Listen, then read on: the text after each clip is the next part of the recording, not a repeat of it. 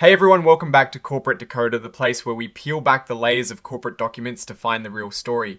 And let me tell you, this latest filing from Sysco Corporation is a masterclass in preparing for a graceful exit while keeping the business turning over. We've got a big announcement about a key executive and some important details on how the company plans to manage this transition and what it might mean for their long-term strategy. So what is happening here? Well, it looks like one of Sysco's top leaders, Greg Bertrand, who holds the title of Executive Vice President and Global Chief Operating Officer, has decided it's time to wind down his full-time role. He is letting the company know that he plans to step into a different kind of position, a non-executive officer, senior advisor role, starting the 1st of January 2026, and this is all in preparation for his retirement. This move isn't just a simple retirement though, it's structured to ensure a smooth handover and leverage Mr. Bertrand's expertise for a while longer Sysco.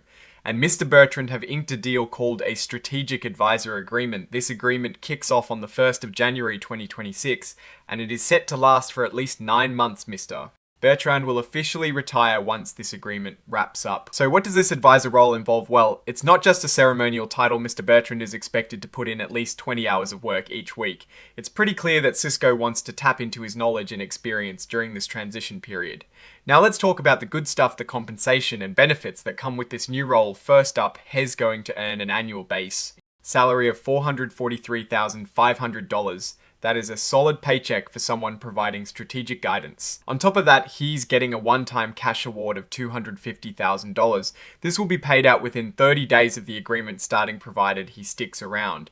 Then Therese, the equity Mr. Bertrand, will continue to see his existing company equity or equity-based awards vest as long as he employed, though no new long-term awards will be granted in this advisory cap. Acity. He will also continue to be eligible for important benefits like the company's 401k plan, their management savings plan, health insurance, and other retirement and welfare plans, but all of this is subject to the usual terms of those plans.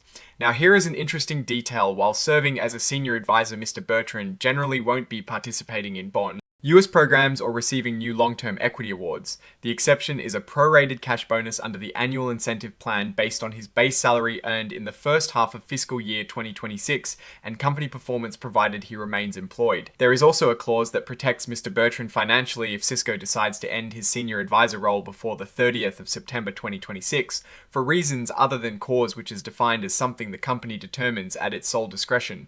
Mr. Bertrand will no longer have work obligations, but still remain employed and receive his agreed upon compensation and benefits through the 30th of September 2026. This provides a safety net, ensuring he is compensated even if the company chooses to accelerate his eventual departure. Now it's important to remember that this is just a summary. The full details and all the legal nitty-gritty will be laid out in the complete advisor agreement, which will be filed with Sysco's upcoming quarterly report on Form 10Q for the period ending the 27th of December 2025. And there you have it, the official sign-off on this announcement dated the 21st of November 2025. This filing really highlights how companies manage leadership transitions, not just as an event, but as a carefully planned process aimed at minimizing disruption and retaining valuable institutional knowledge. Turning to the broader picture, Sysco is giant in food service distribution, operating a massive network across North America, and internationally they supply a huge range of customers from restaurants and hospitals to schools and hotels.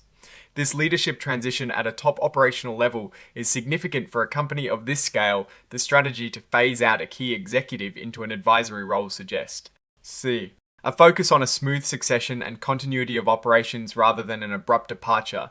Looking at the implications, Mr. Bertrand's continued involvement for 9 months as a senior advisor is a smart move. It allows him to mentor his successor, share his deep understanding of the business, and ensure that any ongoing strategic initiatives are well manned.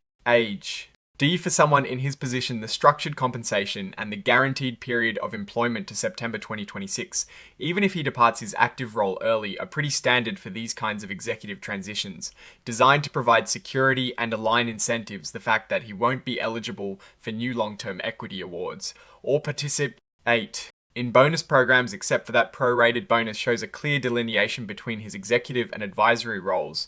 It signals that while his experience is valued, his role is now focused on advice and transition, rather than driving day-to-day operational performance and future growth targets.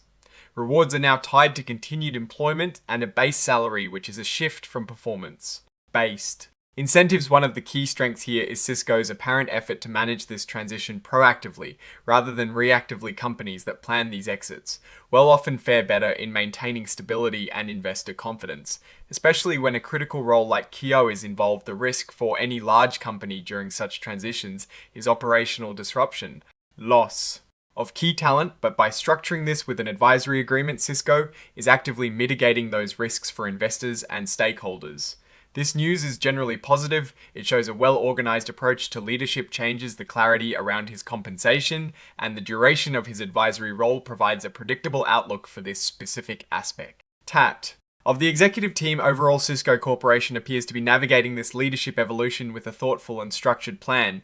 The continuation of Mr. Bertrand's guidance in an advisory capacity is a strategic asset during this period of change, and it likely positions the company for continued operational strength and stability going forward. Alright, that is our dive into the Sysco Corporation filing. What do you think about this executive transition and the company's approach to managing it? Let us know your thoughts in the comments below. If you found this analysis helpful, please hit that like button and subscribe for more corporate deep dives. Don't forget to check out our Discord community linked in the description for further discussion. Thanks for watching. See you next time.